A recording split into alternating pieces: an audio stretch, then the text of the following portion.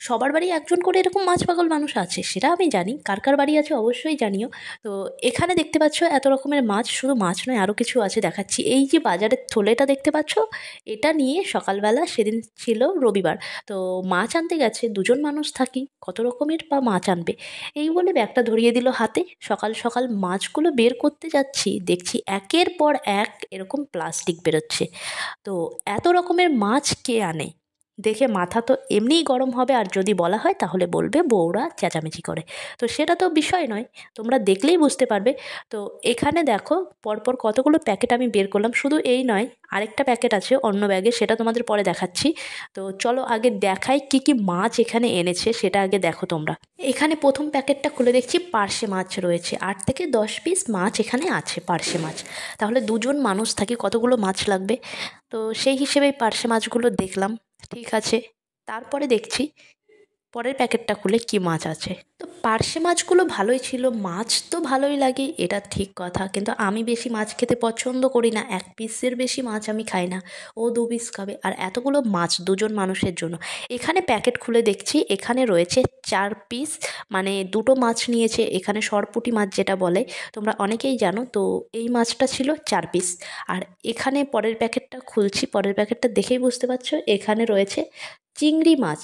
তো লাউটা দেখলে লাউ দিয়ে চিংড়ি মাছ হবে, সেই জন্য এখানে এনেছে চিংড়ি মাছ। আর এই চিংড়ি মাছের কথাটা বলাতে বলছে মাত্র 100 গ্রাম মাছ এখানে আনা হয়েছে, খুব বেশি নাকি সে আনেনি। বড় চিংড়ি এনেছে এখানে, চিংড়ি দিয়ে লাউ দিয়ে করতে হবে, সেই জন্য ছোটো চিংড়ি দিয়ে লাউটা ভালো হয়, বাট বড় চিংড়ি দিয়ে করলেও বেশ ভালোই লাগে, সেই জন্য এখানে বাছাবাছির ঝামেলা আছে, সেই জন্য বড় চিংড়ি আনা হয়েছে। তারপরের প্যাকেটটা খুলে দেখছি এখানে রয়েছে বড় একটা রুই মাছ নিয়েছে, 7 থেকে 800 গ্রাম মতো এখানে রুই মাছ হবে।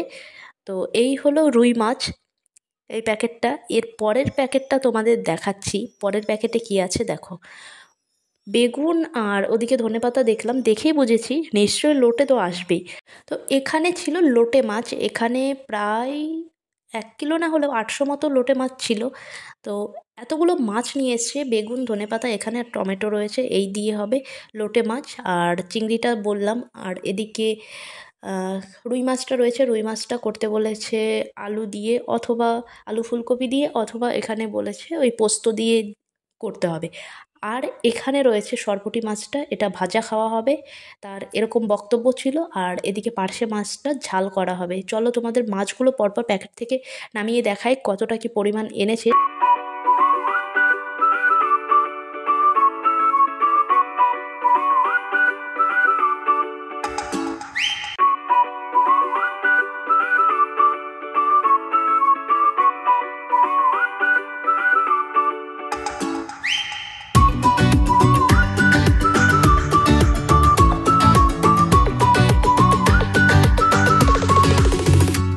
আরও এক প্যাকেট আছে যেটা হলো চিকেন, সে আবার চিকেন এনেছে, মাটন আনার কথা ছিল বাট চিকেন এনেছে, বুঝতে পারছো তাহলে অবস্থা। আর এখানে যদি কিছু বলা হয় তখন বলবে বউরা চেঁচামেচি করে, রাগারাগি করে, তোমরাই বলো এরকম যদি করে তাহলে কেমন লাগে, মাথা এমনি গরম হবে। এত মাছ কে আনে, একদিনে নিশ্চয়ই খাওয়া যাবে না, আর ফ্রিজে রেখে মাছ খেলে সেই মাছের টেস্ট ভালো থাকে না, সেটা তোমরা সবাই জানো। আমার বাবাও ছিল এরকম, এখনও করে বাড়িতে, মাছ দেখলে মাথা ঠিক থাকে না, ঠিক সেরকমই হয়েছে আরেকজন, মাছ দেখলে মাথা ঠিক থাকে না। এর আগেও একদিন এনেছিল, সেটা আর ভিডিও করিনি, তো ভাবলাম আজকেরটা ভিডিও করে তোমাদের দেখাই। এরকম মাছ পাগল বর তোমাদের বাড়িতে যদি থাকে অবশ্যই কমেন্টে জানিও।